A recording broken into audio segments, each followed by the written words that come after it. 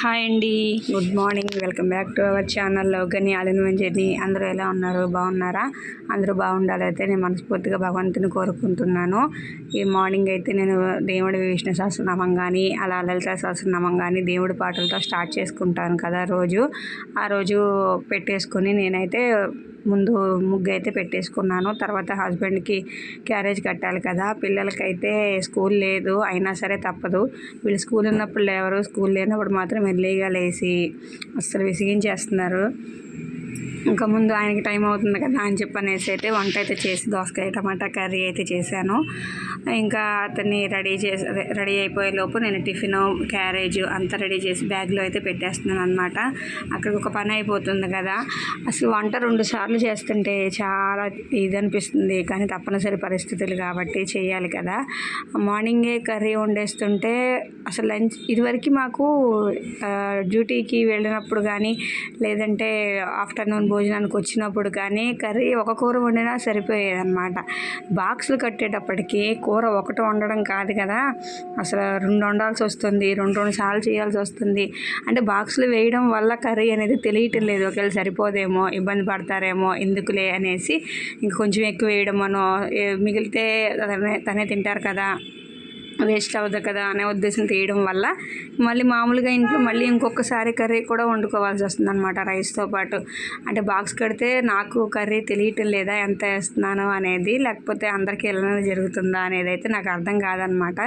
ఏదైతే ఒక ముద్ద తింటారు, వేస్ట్ అయినా ఇబ్బంది పడకుండా, సరిపోకపోతే ఇబ్బంది పడతారు అని చెప్పనేసి అయితే ఒక ముద్ద వేస్ట్ అయినా పర్లేదులే అని చెప్పనేసి అయితే రైస్ కర్రీ అయితే అలా పెట్టేస్తూ ఉంటాను అనమాట. ఒకవేళ తినాలనిపించిన పని ఎక్కువగా ఉండి ఆకలి వేసిన మళ్ళీ తక్కువైంది అనుకోండి, అలా సాయంత్రం వరకు ఉండాలి కదా, అయ్యో అని అనిపిస్తుంది అనేసి ఒక ముద్ద ఎక్కువే పెడతాను. కూర కూడా ఎక్కువే వేస్తాను. అవసరం అయితే మనం ఇంట్లోనే ఉంటాం, ఏ పచ్చడైనా వేసుకోవచ్చు, లేదంటే ఏదన్నా వండుకోవచ్చు అనే ఉద్దేశంతో ఎక్కువే వేస్తాను అనమాట. ఇంకా అలా ఆయన వెళ్ళిపోయిన తర్వాత ఇంట్లో ఎక్కడక్కడ సర్దుకుంటున్నాను. కర్రీ, మిగిలిన కర్రీ, రైస్ కొంచెం ఉంచుతాను అనమాట, మొత్తం ఖాళీ చేయకుండా. ఆ కొంచెం అనే రైసును కర్రీ కూడా వేరే వాటిలోకి షిఫ్ట్ చేసేసి కిచెన్లో మొత్తం ఆ వేస్టేజ్ అంతా తినేసినవి అన్నీ ఇంకా మొత్తం తీసేసి అయితే షింక్లో వేసేసి గిన్నెలు అయితే కడిగేయాలన్నమాట. ఇంకా ఇక్కడ ఎర్లీ మార్నింగ్ నేను లేచి పని అయితే చేసుకుంటాను, కానీ పిల్లలు లేవరు కదా. ఇంకా అందరూ లేచిన తర్వాత ఒక్కసారి ఇవన్నీ మడతలు పెట్టేసి నీట్గా బెడ్షీట్ అన్నీ సర్దేయచ్చు అయితే అని అనిపించి అలా వదిలేస్తాను అనమాట. అందరు లేచి వచ్చిన తర్వాత మొత్తం దులిపి చేసేస్తాను. ఎందుకంటే ఒక ఇదిగా పెట్టుకుంటాం కాబట్టి ఎలా పెట్టుకోవాలనేది కూడా అన్నీ ఫోల్డ్ చేసిన తర్వాతే అర్థమవుతుంది కదా. అలా అయితే పెట్టేసుకుంటాను. ఇంకెక్కడక్కడ పెట్టేసుకుని పెద్ద బెడ్షీట్ కూడా మొత్తం క్లీన్గా సర్దేసుకున్న తర్వాత మళ్ళీ ఇంట్లో ఫ్రంట్ రూమ్లో కూడా ఏవేవి ఎక్కడెక్కడ పిచ్చి పిచ్చిగా పడేస్తూ ఉంటారు. రెడీ అయిపోయే హడావిడిలో పౌడర్లని, దువ్వెనలని ఎక్కడ పడితే అక్కడ పడేస్తూ ఉంటారు కదా, అవన్నీ కూడా ఎక్కడక్కడ ప్లేస్లో సర్దుకొని పెట్టేసుకుంటాను అనమాట. అలా క్లీన్గా ఉంటే నాకేదో మనసుకు ప్రశాంతత అనిపిస్తుంది. చాలా వరకు నాకు ఇల్లు నీట్గా ఎక్కడక్కడ ఉన్నాయంటే పని అనేది పెద్దగా లేదు, అమ్మయ్య అన్న సాటిస్ఫాక్షన్ మనసుకు కలుగుతుంది అనమాట. అదే అంట్లు లేకుండా, బట్టలు ఉతకాల్సినవి లేకుండా ఉన్నా కానీ ఇల్లు చిందరవందరగా ఉంటే మాత్రం నాకు పెద్ద చిరాకులాగా వచ్చేస్తుంది అనమాట. అయితే మా ఇంటి చుట్టుపక్కల చాలా సందడిగా ఉంటుంది. ఎందుకంటే చూశారు కదా, పనులు అనేవి చేస్తున్నారు మా క్వార్టర్స్కి అని చెప్పాను కదా. మాకు కూడా ఏదో చేస్తున్నారు, కానీ ఆ బిల్డింగుల మీద మా బిల్డింగ్ అనేది కొంచెం స్ట్రాంగ్గా ఉంది, అవసరం లేదు అలా కట్టేసి అని చెప్పనేసి అయితే అని ఏదో చిన్న చిన్న రిపేర్లు అయితే చేస్తున్నారు. ఇంకెక్కడక్కడ సర్దుకుని అయితే వచ్చేసాను. నీట్గా అయిపోయింది ఇల్లు. అప్పుడు నాకు మనసు కొంచెం ప్రశాంతంగా అనిపిస్తుంది అనమాట. ఇంకా మళ్ళీ నేనైతే ఫ్రెష్ అయిపోయి వచ్చేసాను. ఫ్రెష్ అయ్యి వచ్చి ఈరోజు కొంచెం పాలు పొంగిద్దాంలే దేవునికి అని చెప్పనేసి అయితే అనుకుంటున్నాను. పరమాణం వండేసి పూజ చేసుకుందాము, నవరాత్రులు కదా. విడిదిరికి నాకు దసరాకి ఎలా ఉంటుందో నా సిచ్యువేషన్ అనేసి అయితే ముందే దండం పెట్టేసుకుందాం అనుకుని అయితే కొంచెం పాలు పొంగించి కొబ్బరికాయ కొడదామని అనుకుని ఆ ప్రిపరేషన్లో ఉన్నాను అనమాట. పిల్లలకు కూడా స్నానం చేయించేసాను. మళ్ళీ నేను స్నానం చేసిన తర్వాత మళ్ళీ పూజ చేసుకోకుండా వాళ్ళని స్నానం చేయించి రెడీ చేయాలన్నా కూడా లేట్ అయిపోతుంది, చాలా టైం పట్టేస్తుంది, ఎప్పుడుకో అవుతుంది కదా పూజ అవ్వకుండా అని చెప్పనేసి అయితే వాళ్ళు కూడా రెడీ అయిపోయి స్కూల్ ఉన్నా లేకపోయినా టైం టు టైం ఫుడ్, స్నానము అనేది ఉంటే మాత్రం కరెక్ట్గా ఉంటుంది అనమాట. అంతే, మనకి ఎప్పుడన్నా ఒంట్లో బాగున్నప్పుడు అలాంటప్పుడు కొంచెం తప్పదు, కానీ స్కూల్ లేకపోయినా కూడా స్నానం అనేది ఎర్లీ మార్నింగ్ ఫ్రెష్ అయిపోవడం వల్ల పిల్లలకు కూడా కొంచెం ఫ్రెష్ అనిపిస్తుంది. ఇక్కడ నేను కొబ్బరికాయలు 2 నేను పాల ప్యాకెట్ తెప్పించుకున్నాను. కొబ్బరికాయ ఒక్కటి అసలు నిజంగా చెప్తున్నాను బాబోయ్, ఇలాంటి పండగలప్పుడు కానీ పూజలప్పుడు ఇలాంటి సీజన్లో ఏ చిన్న షాప్ పెట్టుకున్నా కానీ చక్కగా మంచిగా బాగుంటుందని అనిపిస్తుంది. అలా ఉంటుంది వాళ్ళ డిమాండ్ అనేది కూడా.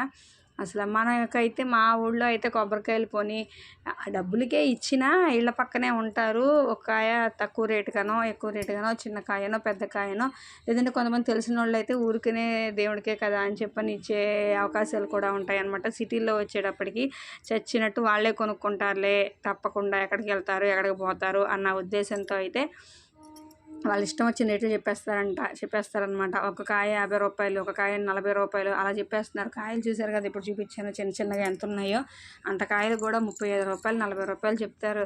తప్పనిసరి పరిస్థితుల్లో తీసుకుంటాం అంతే. ఇంకా పాల ప్యాకెట్ తెప్పించాను లేట్ అవుతుందేమోనని. ఈలోపు మాకు వచ్చే పాలు కూడా వచ్చేసినాయి అనమాట. అయినా ఎందుకులే అని పక్కన పెట్టేసి ప్యాకెట్ అయితే నేను పరమాణం వండుదామని చెప్పని ఒక పక్కన పరమాణానికి కడిగి పెట్టేసి పిల్లలకైతే టిఫిన్ వేస్తున్నాను. ఇక్కడ మా పాప ఉయ్యాలు ఊగుతుంది అనమాట. తంతా ఉంటుంది, ఉయ్యాలు ఊగుతుంది, నాకు వచ్చి తగులుతూ ఉంటుంది. అలా కేకలేస్తే మళ్ళీ తగలకుండా బ్యాక్ అలా ఊగుతూ ఉంటుంది అనమాట. నేను ఉన్నప్పుడే వచ్చి ఊగుతుంది, నేను లేకుండా వచ్చి ఊగితే భయం అనమాట. కిచెన్లోకి ఒక్కటే వచ్చి ఊగడానికి. చెప్పాను కదా ఒకసారి హర్రర్ సినిమా ఏదో చూసింది, అప్పటి నుంచి భయపడిపోతుంది అని భయం అని చెప్పనేసి. ఇంకా మామూలుగా ఎవరైనా ఉంటే వస్తుంది, లేదంటే రాదనమాట. అలా ఊగుతూ ఉంటుంది, విసిగిస్తూ ఉంటుంది, ఏదో ఒకటి మాట్లాడుతూనే ఉంటుంది. అస్సలు వాగుడికాయలాగా క్వశ్చన్లు అడుగుతూ ఉంటుంది. మ్యాక్సిమం చెప్పడానికే చూస్తాను, ఏది చెప్పకుండా ఉండు కామ్గా అని చెప్పని. తను బాగా విసుగులో ఉంటే మాత్రం ఇంకా నేను ఏం చేయలేను, కామ్గా ఉండమని చెప్తాను. ఏదో ఒకటి ఇంకా టిఫిన్ వేసి ఇచ్చే వరకు అలా మాట్లాడుతూనే ఉంటుంది. ఎప్పుడు ఫాస్ట్గా వేసి ఇచ్చేద్దామా, కాసేపు ప్రశాంతంగా వీళ్ళు తింటుంది, నాకు రెస్ట్ దొరుకుతుంది అని అయితే నేను చూస్తాను అనమాట. ఇంకా వేసే వరకు కూడా చూస్తున్నారు కదా, అలా మాట్లాడుతూనే ఉంటుంది. మీకు ఉయ్యాలు ఊగుతున్నట్టు కనిపిస్తుందేమో కానీ లొడ ఏదో ఒకటి మాట్లాడుతూనే ఉంటుంది. ఆ క్వశ్చన్లు అడుగుతుంది, ఈ క్వశ్చన్లు అడుగుతుంది. ఒకసారి నాకే అనిపిస్తుంది అలా మాట్లాడడం కూడా కరెక్టే. ఏదైనా డౌట్లు వచ్చినప్పుడు ఇది రావాలి, అడగాలి, తెలుసుకోవాలి. డౌట్లు రావడం కూడా మంచిదే అనిపిస్తుంది అనమాట. ఒక్కొక్క సిచ్యువేషన్లో అది ఓవర్లోడ్ అయిపోతుంది అనమాట. ఇంకా సిచ్యువేషన్లో చెప్పే కండిషన్లో నేను ఉండను, అలా విసిగిచ్చేస్తూ ఉంటుంది అనమాట. ఇంకా అలాంటప్పుడు మాత్రం కామ్ చేయక తప్పదు, వాగుడికి ఎలాగ అయిపోతున్నావు అని చెప్పనేసి అయితే అంటూ ఉంటాను. ఇంకా అలా టిఫిన్ అయితే వేసేసాను వాళ్ళకి. టిఫిన్ వాళ్ళకి వేసి ఇచ్చేసిన తర్వాత నేనైతే పూజ దగ్గరికి అయితే వెళ్ళిపోయాను.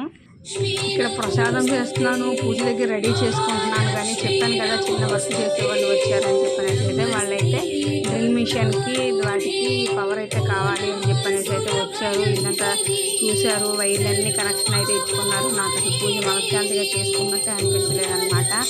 అసలు అటొక పరుగు ఇటొక పరుగు, ప్రసాదం దగ్గరికి ఒక పరుగు అలా అయిపోయింది. ఏదో మమ అని అయితే అనిపించాను. పూజ అయితే సాటిస్ఫాక్షన్గా అసలు చేయాలంటే చేసుకోలేదు. ఏదో ఇంకా అలా అయిపోయింది. నాకు ప్రశాంతత అనిపించలేదు. కానీ ఏం చేస్తాను, తప్పదు కదా, ఇంకా వాళ్ళ పని కూడా ముఖ్యమే కదా అని చెప్పనేసి వాళ్ళకైతే కావాల్సిన ప్లస్ పాయింట్ అవన్నీ చూపించాను. వాళ్ళే పెట్టుకుని అలా చేసుకుంటున్నారు. సౌండ్ ఇల్లంతా సౌండ్, దానికి తోడు డ్రిల్ మిషన్ చేస్తున్నారు కదా, సిమెంట్ అది అంతా వస్తుంది. బాబోయ్ భలే టయానికి వచ్చారు అసలు వీళ్ళు అని అయితే నాకు అనిపించింది. మార్నింగ్ టైమే కదా అలా రావడం, సరే వచ్చినప్పుడు చేయించుకోవాలి, లేదంటే వాళ్ళు అసలు సామాన్యంగా రారు చేయరు, రావడమే గొప్పలే అని అయితే అనుకున్నాను అనమాట. అప్పుడు వచ్చారు, మొన్న ఎప్పుడో వచ్చారు, మధ్యలో గ్యాప్ ఇచ్చారు, మళ్ళీ వచ్చారు. అంటే వాళ్ళకు కూడా బయట పనులు ఏమన్నా ఉంటాయేమోలే, అవి లేనప్పుడు ఖాళీగా ఉన్నప్పుడు అలాంటప్పుడు వస్తున్నారేమో అని అనుకున్నాను. కానీ ఇంకా అలా ఎలాగో అయితే పూజైతే చేసి కంప్లీట్ చేసుకుని దండం అయితే పెట్టేసుకున్నాను. అయిపోయింది. ఇంకా చూడండి వైర్లు చేస్తున్న భయంగా ఉంది. వాటికి ప్లగ్లు కూడా లేవు అనమాట, డైరెక్ట్ వైర్లే పెట్టేశారు. ఆయన అక్కడ కనిపిస్తున్న అతను కాంట్రాక్టర్ అనమాట. ఇలా వైర్లు అయితే పెట్టేసుకుని వాళ్ళు లోపలికి రావడం, ఆఫ్ చేసుకోవడం, ఆన్ చేసుకోవడం ఇంకా అలా చేస్తున్నారు. ఇంకా సిమెంటు అదంతా పడిపోతుంది ఇల్లంతా బాబోయ్ అని చెప్పనేసి అయితే నేను బ్యాక్ సైడ్ డోర్లు కర్టన్లు అన్నీ అయితే వేసేసాను. కొంతలో కొంత తగ్గుతుంది కదా అనే ఉద్దేశంతో అయితే ఏదో నాయన తండ్రి మామ అనిపించాను ఈ రోజుగానైతే అనిపించింది మనసుకి.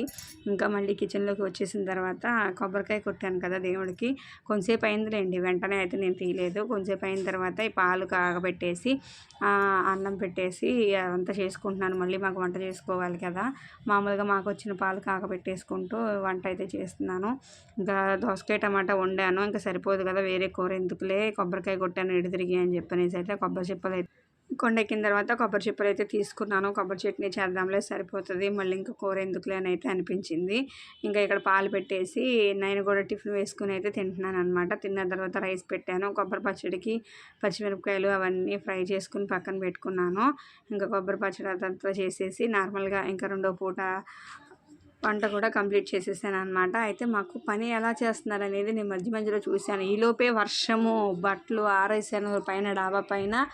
అసలు అటొక పరుగు ఇటొక పరుగు, ఎలా అంటే అలా పిచ్చి పిచ్చి అయిపోయింది రోజంతా నాకు. ఈరోజు మాత్రం అసలు ఏది పని ప్రశాంతంగా చేసుకోలేకపోతున్నాను. వీళ్ళు విసిగిస్తున్నారు, వీళ్ళ వర్కుల దగ్గర హోంవర్క్ వర్కుల దగ్గర కూర్చోలేకపోతున్నాను. పూజ ప్రశాంతంగా చేసుకోలేకపోయాను. చాలా చిరాకుగా అయిపోయిందనమాట రోజంతా నాకు. పైన వర్షము, బట్టలు తీసేయమన్నారు, లోపల వేసుకునే ప్లేస్ లేదు. అస్సలు ఎలా అంటే అలా ఉందండి బాబాయ్. వాళ్ళు చేసే వర్క్ కూడా ఎలా ఉందంటే, మాకు గోడలు ఉంటాయి కదా సైడ్ వాల్స్, వాటి నుంచి వాటర్ అనేది లీకేజ్ అవుతుందన్నమాట. అంటే మా క్వార్టర్స్ ఎప్పుడో బ్రిటిష్ వాళ్ళ టైపు కాలం క్వార్టర్స్ అంటండి. వాటికి ఇప్పుడు చిన్న చిన్న రిపేర్లు చేశారని నిలబెడుతున్నారు, కానీ అసలు గోడ వాల్స్ అయితే వర్షాకాలం కదా నీళ్ళ తడికి ఎక్కువగా ఉండిపోయి వాటర్ అయితే గోడల్లోంచి లీక్ అయిపోతున్నాయి అన్నమాట. మేమే సిమెంట్ రాసుకోవడమో పెయింట్లు వేసుకోవడమో చేసుకుని అలా చేసుకుంటూ ఉంటున్నాము. వాటికి కంప్లైంట్ ఇస్తేనే వచ్చి చేస్తున్నారు. వాళ్ళు కూడా ఎలా చేస్తారు, ఎక్కడైతే గోడకి పగుళ్ళు వచ్చినాయో అక్కడ క్రాకుల్లాగా పెట్టేసి ఏదో చిన్న పైపు లోపలికి పెట్టి గమ్ము అనేది పెడుతున్నారనమాట. అది క్లోజ్ చేసేస్తున్నారు. ఆ పైపు చిన్న ముక్క బయటికి ఓపెన్లా ఉంటుంది అనమాట. ఇంకా అలా పెడుతున్నారు. అసలు ఎలా పెడుతున్నారని కూడా నేను చూడలేదు, అర్థం కాలేదు. ఇంకా వాళ్ళకిలాగా చక్కగా మొత్తం ప్లాస్టింగ్ చేస్తారేమోలే, నీట్గా ఉంటుంది, కొంచెం స్ట్రాంగ్గా ఉంటుంది అని అనుకున్నాను. కానీ మీ క్వార్టర్స్ బాగుంటాయి అమ్మ, మీకు అలా అక్కర్లేదు, మీ క్వార్టర్స్కి అవి మరీ ఓల్డ్ క్వార్టర్స్ అయిపోయినాయి కాబట్టి ఇంకా అలా చేస్తున్నాము అని అయితే చెప్పారు. ఏదో ఒకటిలే చేయండి అని చెప్పని అయితే ఊరుకున్నాను అనమాట. కానీ డిఫరెంట్గా ఉంది, మీకు లాస్ట్లో చూపిస్తానులేండి వీడియోలో. అలా చేశారు, అలా పెట్టారు. మళ్ళీ ఇప్పటికి వచ్చి అది కంప్లీట్ చేస్తారనేది కూడా మాకు అర్థం కాలేదు. ఇంకా ఇక్కడ కొబ్బరి చట్నీ అయితే చేసి తాలింపు అయితే పెట్టేశాను అనమాట. వంట పని అయితే కంప్లీట్ చేసుకుంటున్నాను. ఇంకా వంట పని అంతా కంప్లీట్ అయిన తర్వాత బట్టలన్నీ సర్దేశాను. పైన అక్కడ తీగల మీద అలా వేసేసాను. ఇవి వాళ్ళ సామానం అనమాట, పెద్ద పెద్ద మోకులు.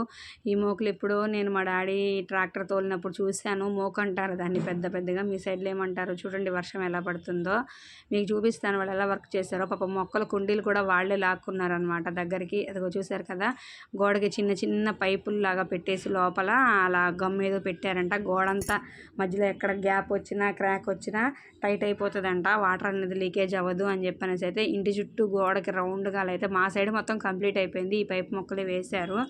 ఇలా వైర్లతో డ్రిల్లింగ్ లాగా పెట్టేస్తున్నారు అనమాట. ఇది వాళ్ళ దగ్గర ఉన్నది. ఇది గమ్ము, నేను చూసి ముందు టైల్స్ మధ్యలో పెడతారు కదా అది అనుకున్నాను, కానీ అది కాదు, అదేదో గమ్ములాగా ఉంది వేలేస్తే. అలా చేస్తున్నారు వర్క్. ఏంటో కొత్త టెక్నాలజీ ఏంటో అర్థం కావట్లేదు. చూసారా వర్షం పడి క్లైమేట్ ఎంత బాగుందో. ఇది అనమాట ఈరోజు వీడియో. నచ్చితే లైక్ చేయండి. మరి ఒక మంచి వీడియోతో కలుద్దాం, ఓకేనా? అంతవరకు బాయ్ బాయ్.